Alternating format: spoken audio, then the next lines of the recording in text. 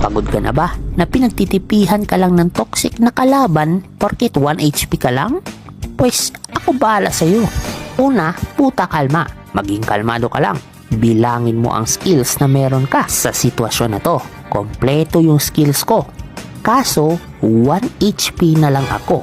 Pero okay lang kasi alam kong available yung 3 skills ko at hindi sila naka-cooldown. Kaya ready na ako mag-outplay gamit tong mga bush na to using my mobility skills. So, ganito lang kadali.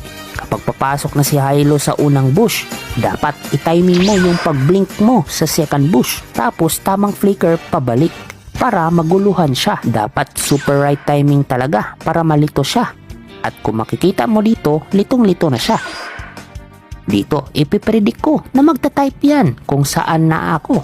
Kasi nga, naguguluhan siya kung bakit bigla tayong nawala na parang bula. Pagbibintang